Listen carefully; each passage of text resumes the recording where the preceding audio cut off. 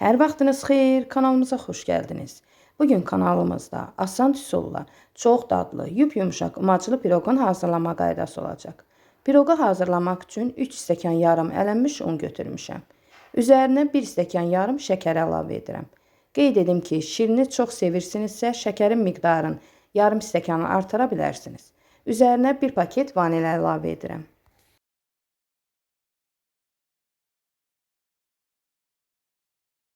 Stəkanın başından 1 barmaq qəskik duru yağ əlavə edirəm.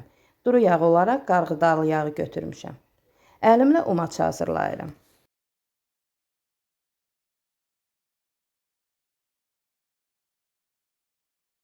Hazır umacdan bir nəlbəkə ayırıb kənara qoyuram. Umacın üzərinə 1 paket qabartma tozu əlavə edirəm. 3 ədəd yumurta, 1 stəkan qatıq əlavə edirəm. Çırpıcı ilə qarışdırıram. Qeyd edim ki, xəmir çox sıyıq olarsa, onun miqdarını yarım stəkanacan artırmaq olar.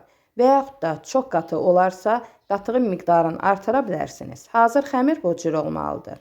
Listə yapışmaması üçün listin içərisinə biraz duru yağ əlavə edib yaydıqdan sonra üzərinə azacıq un səpirəm.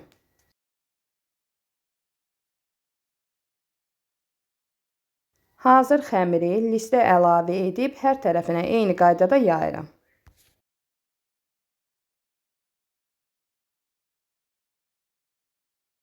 Əvvəlcədən ayırdığım umacı 2 hissəyə bölüb bir hissəsinə kakao tozu əlavə edib qarışdırıram.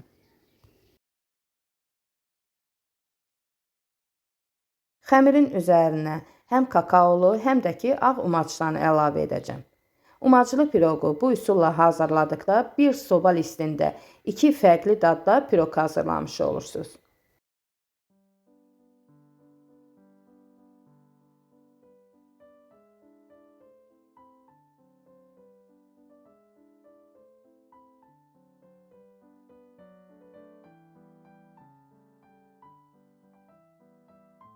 Əvvəlcədən isidilmiş 200 dərəcəlik sobada bişirirəm. Təxminən 30-35 dəqiqəyə hazır olur. Artıq gördüyünüz kimi umacılı piroq hazırdır. İlk istiliyi çıxdıqdan sonra doğrayıram. Kəsib içərisində sizə göstərəcəm.